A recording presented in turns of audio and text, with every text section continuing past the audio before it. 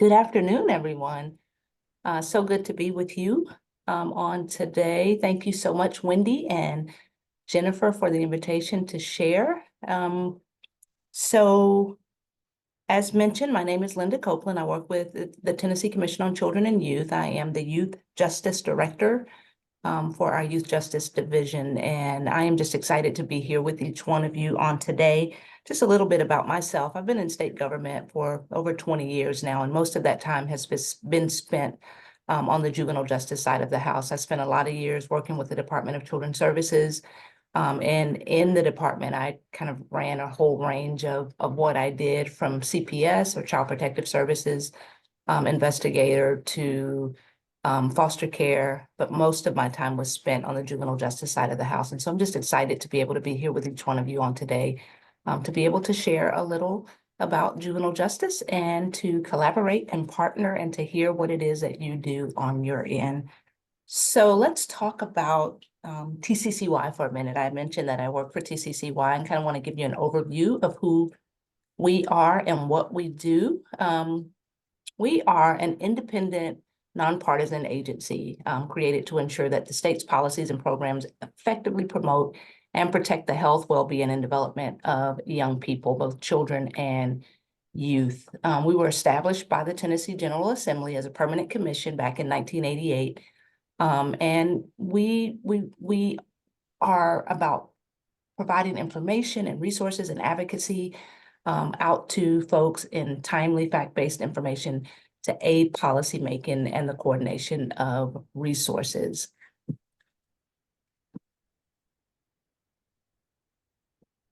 I am really struggling. There we go. So this is what we do. 4 big buckets. So there's a data and insights piece where we monitor various child and youth indicators to identify trends and areas of concern. We keep up with best practices for addressing issues that affect young people. Secondly, there's a collaboration piece where we convene various agencies and organizations in leading efforts to improve services for children and youth, a lot like what we're doing here today. Thirdly, there's a policy advocacy piece where we review data and outcomes of various policies related to children and youth to provide evidence-based suggestions and improvements. And then finally, there's a public awareness piece where we promote public awareness about children's issues and advocate for community engagement in addressing those concerns. So that's who we are as an agency, and that's what we do. So this is what my portion of today will look like. Kind of going to give us an overview of juvenile justice. So think JJ 101. And then we're going to talk about the juvenile court process, case process. 3 things that we want you all to keep in mind as it relates to juvenile justice, the system, and the young people that are involved in it. And then finally, I'm going to talk about, as Wendy mentioned, how JJ intersects with some of those other systems of support that you all are a part of. So what is it? What's the juvenile justice system? And this is going to be a textbook kind of definition, and then we're going to dive a little deeper and talk about what it looks like here in Tennessee. So the juvenile justice system is a system of laws, policies, procedures, and services intended to prevent delinquent behavior of non-adults, those young people that are under the age of 18, and regulate the processing and treatment of non-adult offenders for violations of the law, and to provide legal remedies that protect their interests as well as public safety. So what does that look like here in Tennessee? The purpose of the youth justice system is really about helping us to understand that youth are fundamentally different than the adult system. Their brains are still developing. They're very much able to be rehabilitated. And so we want to look at youth justice differently than we look at criminal justice in that regard. So we're looking at how we bring young people into these systems of care, but how we treat them very differently than what we would treat an adult on the adult side. And so we're going to dive a little bit into what does that look like. So here in Tennessee, when we talk about the juvenile court case process. There's a process by which young people enter into the system. And I don't want to be super elementary, but there may be some of you in the space who know nothing about JJ. And so for those of you who are familiar, I would just encourage you to bear with me as I go on a more of an elementary type level. And so the first encounter that a young person has with the juvenile justice system is usually when he or she is taken into custody by a law enforcement official. You'll see the word arrest at the top of the screen, but in Tennessee, we don't arrest young people. They are taken into custody. Again, we treat them very differently than the way that we treat adults in the system. And so usually the first encounter is with a law enforcement official, so a police officer, school resource officer, also a police officer. But there are other ways that young people enter the system, include referrals by their parents. Their parents have had it up to here. They just don't know what else to do. And so sometimes parents make referrals. Sometimes schools make referrals. Sometimes the victims of the offenses that young people have committed make referrals. And then sometimes a young person is already involved on some level through court, and then probation officers make those entries or referrals into the system. A decision is usually made after the youth is taken into custody as to whether or not he or she should be detained, whether they should be charged, whether they should be released, or whether they should be transferred into another youth welfare program. There's a thing in Tennessee called informal adjustment. Approximately 50% of all young people, juvenile justice cases, are heard informally. That means that they're not standing before a judge, they're not actually in court. And of those 50%, most of those get dismissed. So here's some legalese for you. Tennessee Rules of Juvenile Practice and Procedure as it relates to the informal adjustments. If the designated court officer determines that the matter is not serious enough to require official action before the juvenile court judge, then the designated court officer may remedy the situation by giving counsel and advice to the parties through an informal adjustment. Whatever that young person did does not warrant him or her to actually be brought before a judge. It's something very minor. And so the court officer has the opportunity at that point, or the liberty, if you will, at that point, to be able to say, we're going to address this like this. And so they provide the young person with counsel. They provide just a very, it's not so serious that it needs to be taken further than this.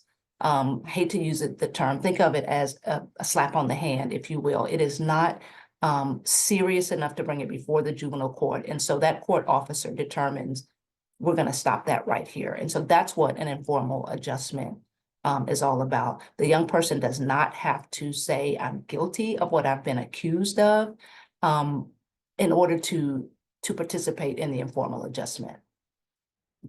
Tennessee also has two types of diversion. There's a pretrial diversion, and again, legalese. Pretrial diversions are almost a step above, if you will, what we just talked about. And so if the designated court officer determines that the matter is appropriate for pretrial diversion, the pretrial diversion agreement shall be in writing, and it needs to be signed by that young person, the young person's parent, their guardian, their legal custodian, and the designated court officer. Again, just like with informal adjustment, there's no admission that needs to happen. The young person doesn't have to admit that they have done something that has been alleged that they've done.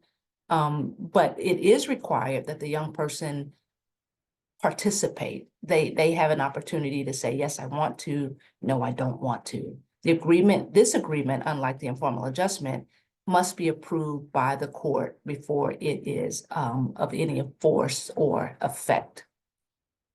And then finally, the judicial diversion. If the court accepts a guilty or no contest plea pursuant to a judicial diversion and approves the conditions of probation, the plea shall not be entered as a judgment of guilt, and the child shall not be found delinquent. So if the child violates the terms of the diversion and the court so finds, then the plea may be entered as a judgment of guilty, and the child shall be found guilty. So In pretrial diversion, and pretrial is just what it says, this is before trial, right? In the judicial diversion, the court has to, if the court accepts a guilty or no contest plea pursuant to a judicial diversion and approves the conditions of probation, the plea shall not be entered as a judgment of guilt. So again, the young person is not being found guilty of something, and the child should not be found guilty. If the child violates the terms, however, then we go to kind of the next step. So in all three of those, whether it's an informal adjustment, pretrial diversion, or judicial diversion, there are some things that are agreed to. There are some agreements that take place in all three of those. So the young person, the court, the parents have to come to an agreement. And usually those agreements look something like this. So if a young person stole something, for example, restitution happens. That young person is going to reimburse who they stole something from. Or if there was some damage, restitution takes place so that the young person is paying for the damage that they did. Another one could be around curfew. So perhaps the young person came before the court because they were out late beyond curfew. And so mandatory curfew would be one where the youth is subject to a strict curfew. School attendance may be one where the youth was loitering, let's say during school time. And so court comes and says, school attendance is going to be one of those things that you have to do. So the youth has to attend school on a regular basis. In some cases, young people may have been engaged in alcohol or substance use. And so one of those conditions could be rehabilitation. The youth is required to participate in an A&D program or attend A&D meetings or some other rehabilitation programs. Once all the parties have agreed to the conditions, the youth will be released on a probationary basis to fulfill whatever it is that those conditions are. So if it is, got to go to school every day, you are going to go to AA meetings or NA meetings, whatever the agreements have been come to, then that youth is going to be released on a probationary basis to fulfill those obligations. During this informal probation time, the youth's progress is going to be monitored. Somebody, a designated court officer, will be monitoring what that young person is supposed to be doing. And after he or she has met those conditions, and the juvenile court case will be dismissed. If, in fact, the young person does not do what he or she agreed to do, then kind of the next step happens. There is a formal hearing that takes place. All of this, the informal adjustment, the pretrial, the judicial, all of that has been done outside of court. But if the young person doesn't follow through with what it is that they agreed to do, then the next step would be that of a formal hearing where they actually go before a juvenile court.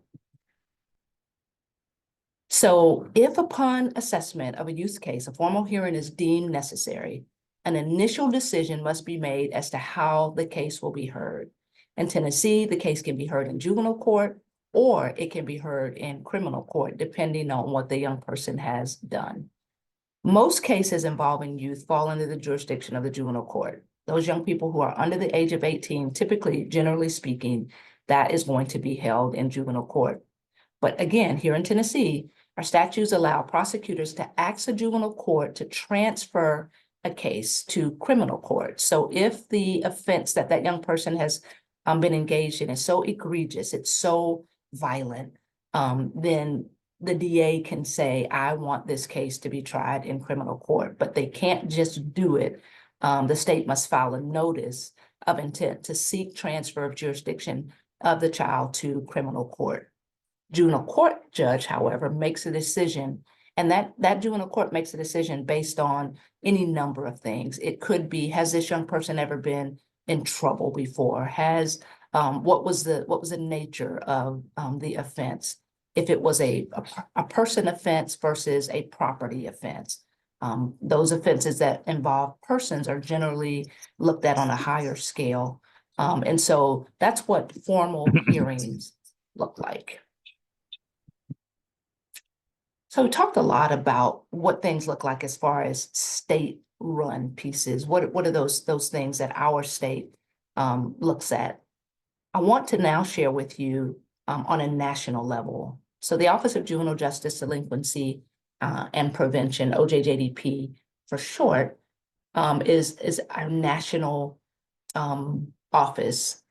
And there are some things that OJJDP looks at. So there's the Office of Juvenile Justice Delinquency Prevention Act. And that act looks at four core things for us as it relates to juvenile justice. Four core requirements. And the first of those is the deinstitutionalization of status offenders. A status offender is a young person who gets treated simply based on their age, based on the status of their age. And so think of young people who don't go to school. So there's some truancy that happens, young people who miss curfew, young people who are loitering during school hours. There are those offenses that if that young person was an adult, they wouldn't be charged. And so status offender is a youth who's charged with or adjudicated for conduct that would not be a crime if it were committed by an adult. So we're looking at the deinstitutionalization of status offenders. We don't want those young people who don't go to school, those young people who are doing minor things to end up in juvenile, in jails or prisons. So the first one is the institutionalization of status offenders. And then secondly, we want to remove all young people from adult jails and lockups. And we'll talk more about that as we go deeper, but we don't want young people to be in adult jails and lockups. And if they happen to get there, and sometimes they do, if they happen to end up in those settings, what we want is for them not to be within sight and sound of adult inmates. So there's this sight and sound separation. So if they end up in a jail, if they end up in a prison, if they end up in a place where they don't need to be, what the law says is that they should be separated from sight and sound. They should not see adult inmates and they should not hear adult inmates. So that requirement focuses on removing juveniles from adult jails and detention facilities. And then lastly, there's a racial and ethnic disparities piece. And so this requirement focuses on helping states address and eliminate racial and ethnic disparities within the juvenile justice system. And just so you know, the Tennessee Commission on Children and Youth, TCCY, serves as the state advisory group that's responsible for ensuring that those four core requirements are done here in our state. And so there are members of my team that go out and we do visits at jails and some prisons so that we can ensure that young people don't end up there. And if they end up there, that we're looking at how long were they there, because the law is very specific about how long a young person can be in those settings. And so on an annual basis, members of my team are going out to ensure that young people, that these four core requirements are being followed as OJJDP institutes that for us.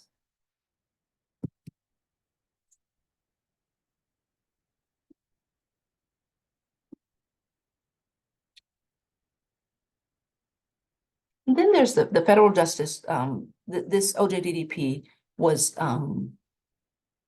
reauthorized in 2018. And before that, it had been over a decade before it was reauthorized.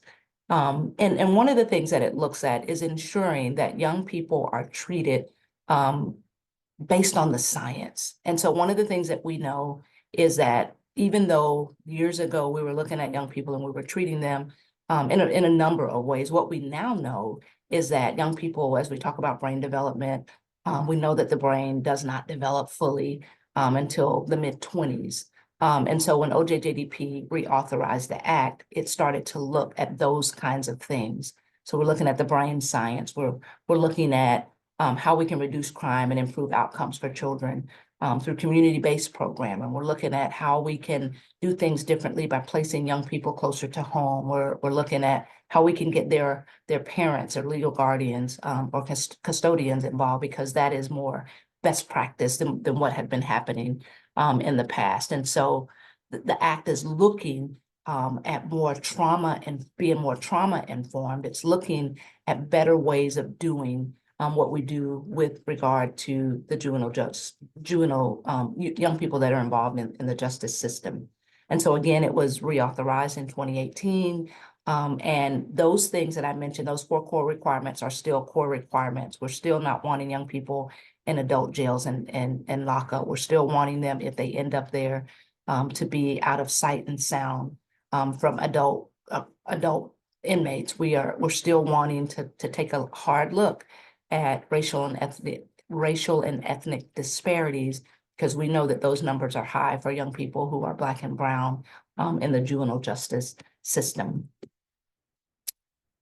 So I've told you a whole bunch of stuff there. Here are some things that I want you to consider, some things that I want you to keep top of mind. We've heard a lot of things about juvenile justice young people, those young people who are justice involved. We see it often on the news when it's a big headline story and it's the worst thing that a young person could have done.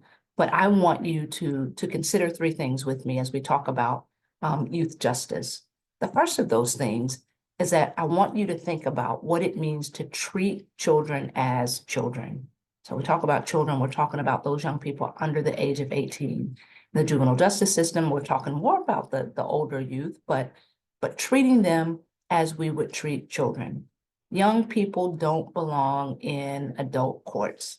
They don't belong in jails. They don't belong in prison. There's a lot of research out there that youth whose cases are prosecuted in the adult criminal court are more likely to be rearrested. They're more likely to have higher recidivism rates than youth who remain in the juvenile justice system. Research also shows that the average person's brain, as I've mentioned, doesn't fully develop until they're in their mid-20s, 25 timeframe. Consequently, adolescents are prone to be impulsive, they're prone to be emotional, they're prone to take these risks, have these risk-taking behaviors. I mean, it's just what teenagers do.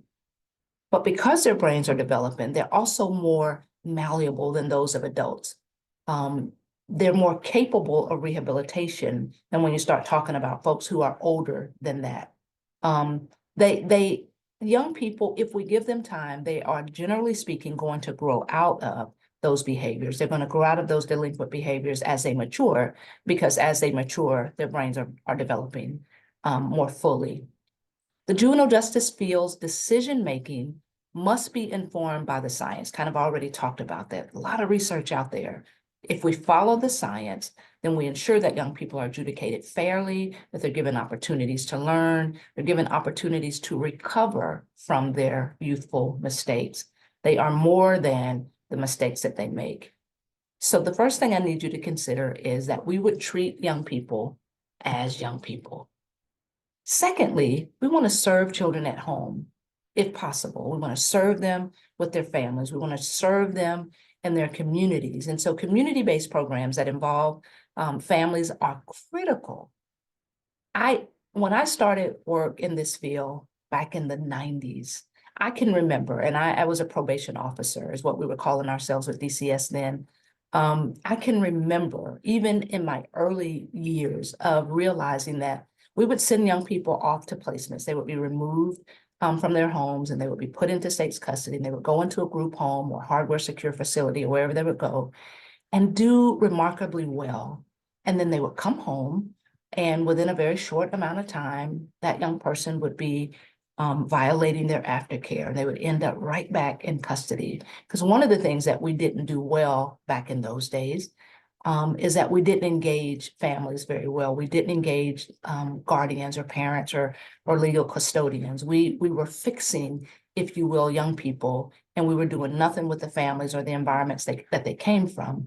And so here, what we're talking about is it's important that we wrap families into the care that we're providing for young people. It's important that we understand that the families that they come from are valuable partners, are people that we should be working with, so that we can ensure that young people can be served at home, so that we can be sure that they are engaged with their families, so that those families, those parents, can get the assistance that they need as well.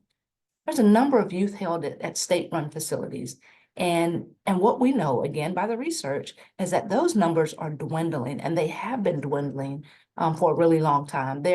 We have big facilities now that are almost empty because the number of young people that we used to house there were not housing. These facilities are typically the most expensive to operate, and public safety benefits really aren't there compared to community-based programs. They are also ill-equipped to address the trauma and the mental health challenges that bring a lot of our young people in, even though young people commit offenses, and some of those offenses are very heinous. Oftentimes, we fail to realize that those young people also have had some traumatic experiences that they're dealing with, and they also have some mental health issues that sometimes are not being addressed in those types of state-run facilities. Youth incarceration has several negative outcomes. It includes associating. Sometimes those young people have not done nearly the kinds of things that other young people in those placements have done.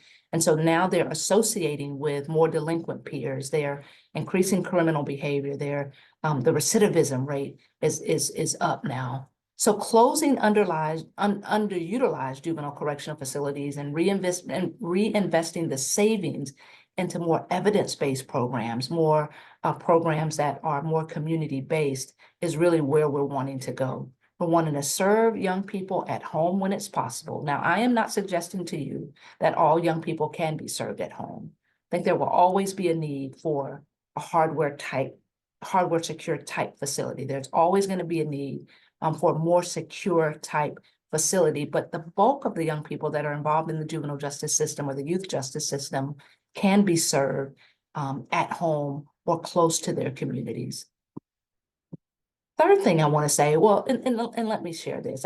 I love this one. Marian Wright Edelman, the founder of Children's Defense Fund, said this, and I think it really speaks to that slide that we just talked about.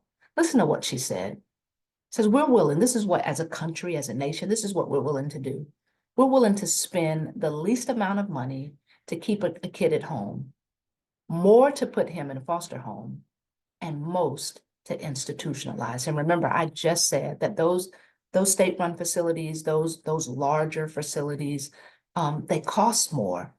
But if we went back to bringing young people closer to home, if we reinvested the amount of money that we're spending into those kinds of facilities, we could get more bang for our buck. If we poured into our community-based, if we looked at what was evidence-based, if we stopped spending the money to warehouse young people, then we could get more for our money. And what happens when we put young people in those type facilities, what we are doing is institutionalizing them. And you can hear it when you spend time talking to those young people. They see themselves as doing time. They see themselves as locked up. And in the juvenile justice system, we don't believe in those terms for young people. The third thing, we want to open up opportunities for system-involved youth. So if a young person ends up in the system, if they end up going into state's custody, if they end up being sent away from their home, then what does it look like when it's time for them to come out? When youth become involved with the juvenile justice system, they face some repercussions that extend beyond their immediate consequences. Juvenile records can adversely affect a young person's ability to continue their education, secure housing, get a job, or even join the military. These folks are looking back at what did that young person do when they were a juvenile. These collateral consequences can in turn lead to recidivism. If a young person can't get a job, what are they going to do? They're going to go back to what they know, right? Sometimes that might be that they're going to steal in order to survive. It leads them into this prolonged contact with the juvenile justice system. If the mission of the juvenile justice system is truly to rehabilitate, which is what we said earlier is the purpose, then young people, if it is to rehabilitate them, and if it is to protect society and to make society more safe, then we as practitioners, you as people who may work alongside us, we've got to recognize and address the barriers to success that involvement with the juvenile justice system creates for young people. When we put young people into the system, what are the barriers that then come as a result of that? Again, sometimes if they don't finish school when they are in placement, the likelihood of them graduating goes out the window. And so it's just important that we open up better opportunities for those young people who are system involved. I want to say a couple of things about young people who age out of the system. So again, if a young person has committed an offense that landed them into custody and they've gone into a placement and they completed their program. Sometimes they complete their program, sometimes they don't complete their program, but they get to this age. For foster care youth, that age is 18 in Tennessee. For juvenile justice youth, that age is 19. So a young person can be in custody as a juvenile justice youth, and when they turn 19, the state has to let them go. And so that's called aging out of the system. Look at the numbers. Look at how many young people end up in our country. 20,000 youth exit foster care and are left to fend for themselves. Every year, 20,000 young people exit the system and they age out. And there's nothing else that we do. At 18 for those young people in foster care, at 19 for those young people in the Juvenile Justice Center. Think about that. Leaving foster care without achieving permanence carries lifelong consequences. A lot of those are centered around homelessness, joblessness, early parenthood, substance abuse, and that list goes on and on and on and on. Young people engage in risky behavior. Again, brains are still developing, aging out at 19, got 5, 6 more years before the brains are fully developed. And so they are continuing to engage in activities that don't lead to positive outcomes for them. Here at TCCY, we have what's called the Youth Transitions Advisory Council, or YTAC for short, which was established by the legislator to assist DCS with developing an extension of foster care system for young people in state's custody who age out. And so aging out at 19 for JJ youth, aging out at 18 for those youth in the foster care side of the house. But what extension of foster care does is it provides some additional source of supports. So that's one of those things where we say, you're not in custody anymore, but we're still giving you some sort of supervision. And it's an opportunity for young people to go back to school and finish their high school diploma or their GED or their high set or high school equivalency test, and even to get into college. And there's a time frame for that young people can go back to school and finish those things even post custody. It's voluntary. They're not in custody anymore, but they do remain under juvenile court supervision in order to continue that, so that they can continue to receive the services from DCS while completing their education. So that's a very positive thing for those young people who are aging out of the system. So Wendy and Jennifer, I'm going to pause here because I know that you talked about going into this, and so I'm not sure if you want me to talk about this here or not. So we're talking now about those places where JJ intersects with some of the other support systems. Sure, that would be great. Perfect. So how does it intersect with ACEs? How does it intersect with trauma? In spite of what young people have done, and some of us will look at, some of the more heinous things that young people do to get into the juvenile justice system, despite all of that, every young person that enters the system, whether it's the child welfare side of foster care or the juvenile justice side of the house, those young people have experienced some sort of trauma. And so no less with juvenile justice youth. Trauma or exposure to violence may increase the likelihood of juvenile justice involvement. We see it often, young people who have been engaged in, and we'll talk about child abuse here on the next slide, but young people have been exposed to violence, whether it is violence in their homes or violence in their communities. And there are a lot of studies out there that show a connection between childhood violence exposure and antisocial behavior, or including delinquency, including gang involvement, including substance abuse and post-traumatic stress disorder, anxiety and depression, and that list goes on and on and on.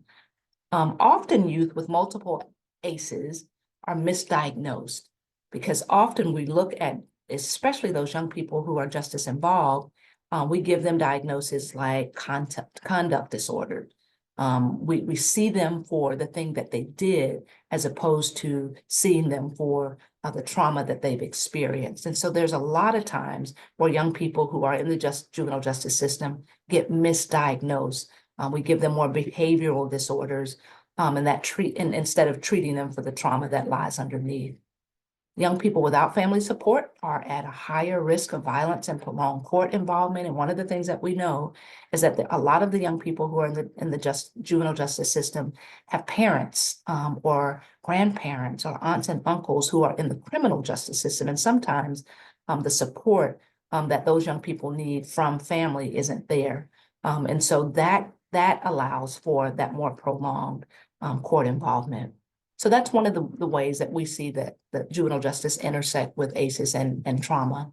On the child abuse side, kind of already talked about that, but there's a body of literature that concentrates on the link between the maltreatment that young people experience as children, and then what that looks like for them later as they exhibit delinquent or criminal behavior. There's a link there. More than 40 years of research that demonstrates that a history of child abuse, neglect, child welfare system involvement increases the likelihood of aggression, violence, and delinquency as young people enter into the justice system. What about on the criminal justice side? There's a clear link that we could talk about the school to prison pipeline. We could talk about transfer laws, where now in a lot of our states, including Tennessee, depending on what a young person has done, they can be transferred over onto the adult side, introducing them into the criminal justice system. As I mentioned, there are parents and immediate family members that are already a part of that system. So there is a link into how the juvenile justice system intersects with the criminal justice system.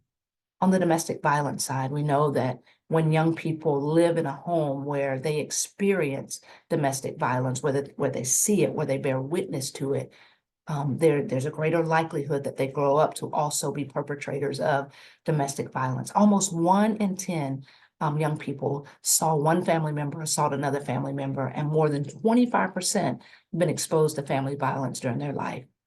That's incredible.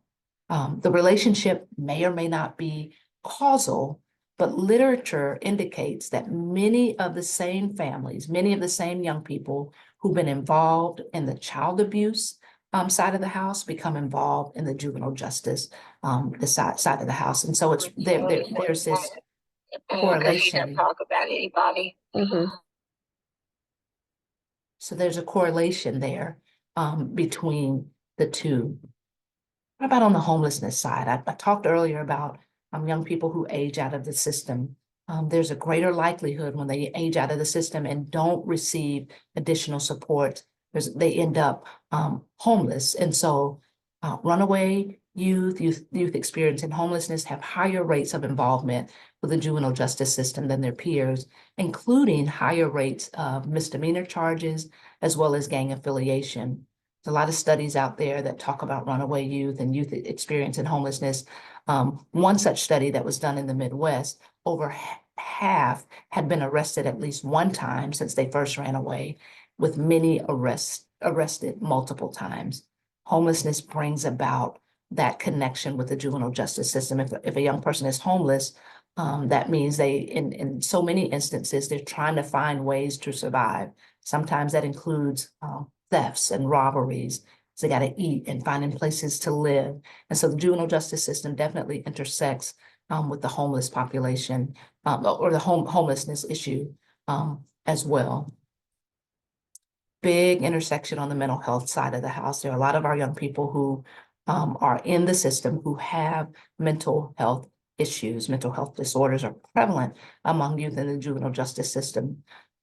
Nationwide study, the prevalence of diagnosed disorders increased the further that youth were processed into the juvenile justice system. And I think that's really important for us to note. It doesn't mean that they didn't have some mental health issues when they got there, but the further and the deeper they get into the system, the more pronounced those diagnoses are. Multiple studies confirm that a large proportion of youth in the juvenile justice system have diagnosable mental health disorders. Again, sometimes because they're in the juvenile justice side, they get misdiagnosed. There's a lot of labeling that takes place, but there are diagnosable mental health disorders for young people in the juvenile justice system. And then substance abuse. Youth who have run away multiple times, who ran away at an early age, and who have experienced externalizing behavior, so we're talking about drug abuse, alcohol abuse, conduct disorders, have been found to be more likely to be involved in these delinquent behaviors and subsequent arrests. So it suggests, though, that a small percentage of delinquent behavior among homeless youth may be an attempt, as I mentioned a moment ago, to feed addictions. And so when young people are homeless, they're committing offenses so that they can feed addiction issues. Sometimes they're committing offenses so that they can find places to live. There's an undeniable link, though, between substance abuse and delinquency. So being taken into custody, being adjudicated, and the intervention by the juvenile justice system are eventual consequences for many youth who are engaged in the juvenile justice system. They are engaged in alcohol and drug abuse because and again, they are in so many instances, they are trying to feed that as we know, substance abuse, a lot of substance abuse often leads to addiction. And so it's important that we understand that intersection for young people, it may not start out that way, but because of those circumstances, it leads to those types of abuses.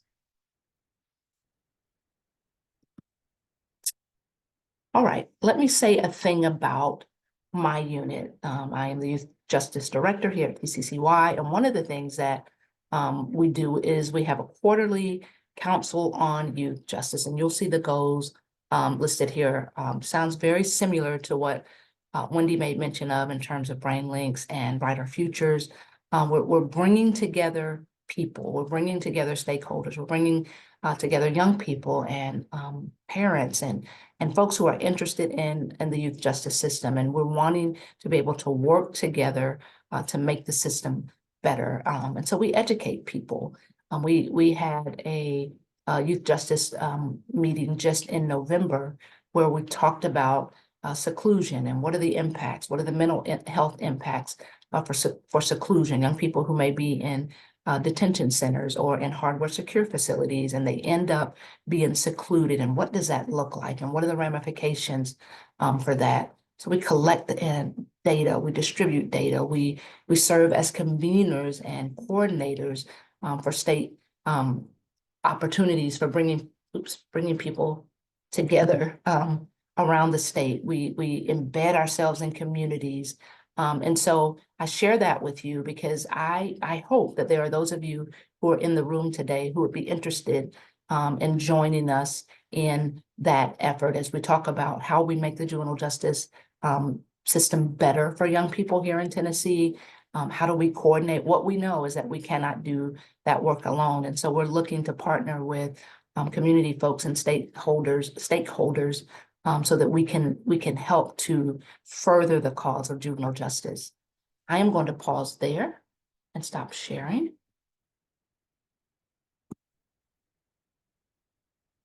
And open the floor for questions, if there be any, or to turn it back over to Wendy and or Jennifer to lead us further. Anybody have any questions that they'd like to ask right now? So as a reminder, we're still recording, that people can access this recording later. So if you have a question you'd rather ask when we stop recording, you can do that as well.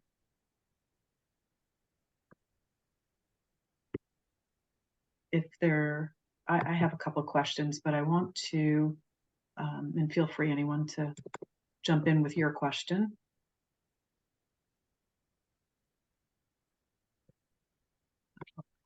Okay. I want to just share. Thank you so much first for all of that.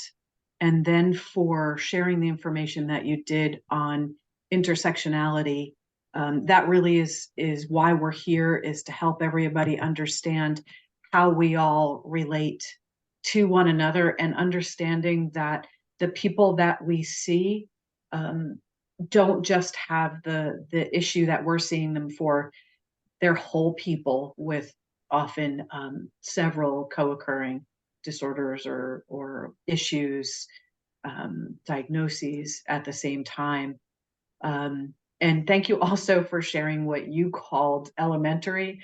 There are some of us on the call that it was not elementary for us. You know, we just don't, we know our system. We don't know the ins and outs of everybody else's system. And it's just, it kind of just so fascinating to me to see all of these different facets and all of the great work that's going on across the state.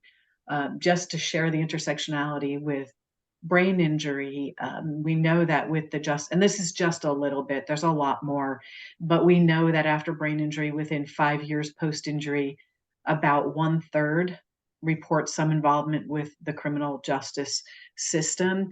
And that if you took a look within the juvenile justice system, we would see that this once kind of some numbers were up at about 41% have had a TBI. I just read one from Pennsylvania that said that in their population there was 50% of those in juvenile justice had a TBI. So it's in this somewhere around half of the people. And once they're in that system, they're more likely to sustain more injuries as they age, in part because of the impulsivity that Linda talked about, and that brain not developing fully until they're 24, 25 years old. And that with a traumatic brain injury, they're at a very much higher risk of reoffending, doing something else that will get them in trouble. We'll save the adult system, but that for the next time that we meet, but that number is even higher. In women, it's as some will say, it's close to 100% of the women in the system have a history of TBI. So it's a very, very big issue. And like with juvenile justice, we see that behavior that is really related to a brain injury is misattributed to like a behavior problem. And they're not, also, like you said, they were not dealing with the underlying trauma. They're also not dealing with the underlying potential of a brain injury. So that's just a little bit of the intersection. So what I want to, actually before that, if I can, no, okay. This is what I wanted to share. So on the resource pages, we took this off because it's it's upcoming so closely, but this is a resource that Linda shared, employing a trauma-informed approach in justice systems. And that's with Becky Haas. Becky Haas is amazing. This is a webinar that's on January 22nd. So we kind of wanted to highlight this for you. If you want to learn more, you can access that QR code and register for it, or go to ETSU. You should be able to find it on their website. But what struck me, Linda, when you were talking was, when I think about Tennessee Brighter Futures and what we all need to know, is it seemed like one big underlying thing for all of us is really understanding trauma and understanding how might that impact someone within my system. How might I communicate differently with that person? How might they behave differently than somebody else? And how do I need to work with that? So I think something like this would be fabulous, a great way to somehow learn about trauma and make sure that all of the folks that work with us understand trauma as well. Linda, would you agree? Is that kind of something that you would say would go for all of us? Without question, Wendy, without question.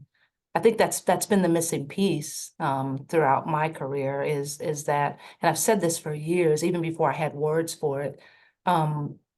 And I get that judges have to, they see what comes before them. So they see charges. They deal with the thing that the young person has done.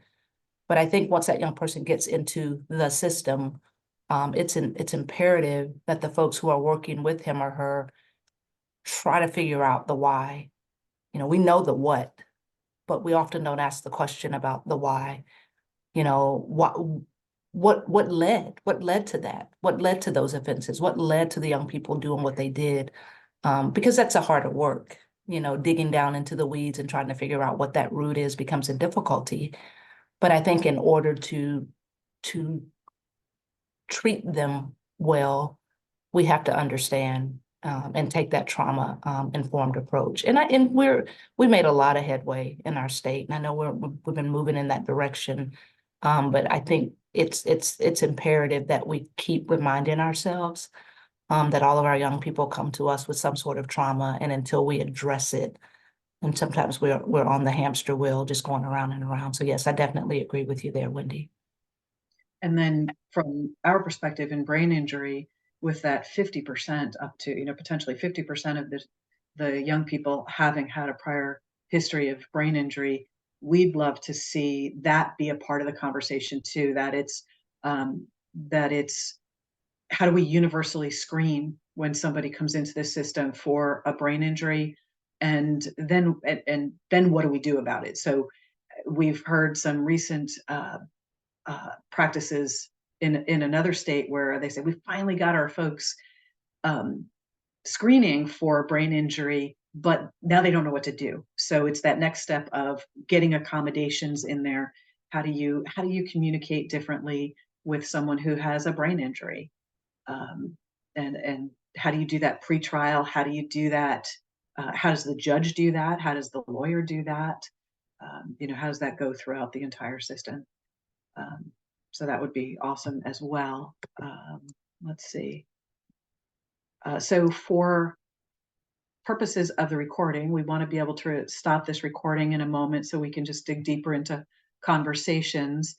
Anybody who is listening to this later, please take this 1-minute survey, and you'll get a certificate for filling out the survey, and hopefully you can use that for CEUs, depending on how your discipline works. And our next meeting is on criminal justice. Hopefully you'll join us live on March 7th.